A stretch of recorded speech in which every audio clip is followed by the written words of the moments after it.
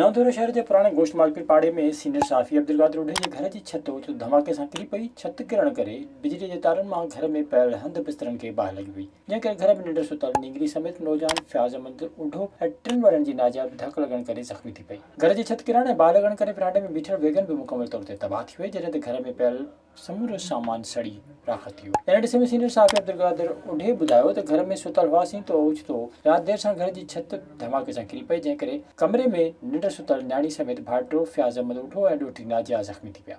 साफ़ी अब्दुल कादिर उढो समेत मुतासिर ख़ानदान PP chairman Bilawal Bhutto Zardari MP फरियाल ट्रांसपोर्ट समेत सिंध हुकूमत खां ज़ख्मियुनि जे इलाज समेत मदद जी अपील कई आहे। जाम शहर में कोस्तान अवामी इत्तेहाद पारां कोस्तान बचाव एक्शन कमेटी जे अॻुवाणनि डॉक्टर लक्ष्मी पालारी ऐं मोहम्मद बख्श बिरोही जे मान में आज़ादु ॾिनो वियो। इन मौक़े ते अवामी आवाज़ न्यूज़ सां ॻाल्हाईंदे डॉक्टर लक्ष्मी पालारी ऐं मोहम्मद बख्श बिरोही जो चवणु हो त कोस्तान जी ज़मीन ते मुसलसल वालाण ऐं कोस्तान जे बुनियादी मसइलनि जे हल न थियण ख़िलाफ़ हू जदोजहद करे रहिया आहिनि। इन सिलसिले में तक जे एमपी मलिक असद सिकंदर जे टाकरे सां ज़िले इंतज़ामिया सां पिणु ॻाल्हियूं थियूं आहिनि ऐं इंतज़ामिया मसइला हल करण जी ख़ातिरी करे आहे। हुनजो चवणु हो त जेकॾहिं कोस्तान जा बुनियादी मसइला हल न थिया, ज़मीन जी वालार बंदि न थी त ॿीहर एहतिजाजी सिलसिलो शुरू कयो वेंदो। जॾहिं त कोस्तान अवामी इत्तेहाद जे चेयरमैन मोहम्मद बख्श मरी जो चवणु हो त कोस्तान जे मसइलनि ते भरपूर आवाज़ उथारींदड़ कोस्तान बचाव एक्शन कमेटी जी जिदोजहद क़ाबिल तारीफ़ आहे। इन मौक़े ते कोस्तान अवामी इत्तेहाद जे चेयरमैन मोहम्मद बख्श मरी पारां कोस्तान बचाव एक्शन कमेटी जे अॻुवाणनि खे अजरकनि जो तोहफ़ो पिणु पेश कयो वियो। तलहार लॻ यूनियन काउंसिल ग़ुलाम शाह मोरी में रसूल बख्श जमाली प्राइमरी स्कूल में हर साल जंहिं हिन साल बि ग़रीब स्कूली उस्ताद शागिर्दनि में मुफ़्त यूनिफॉर्म में किताब विरहाया विया। इन मौक़े ते उस्ताद बशीर अहमद जखरे, चेयरमैन शाहिद अहमद जमाली ऐं मेंबर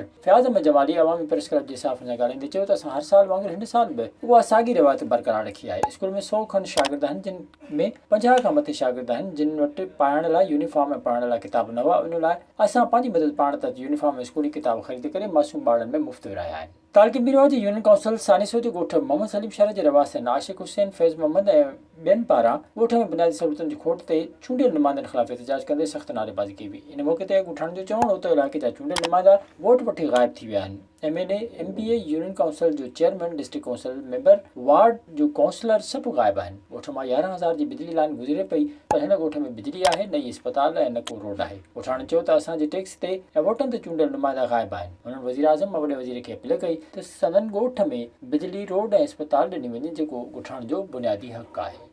विज़िट कयो अवामी आवाज़ मीडिया ग्रुप जी वेबसाइट awamiawaz.pk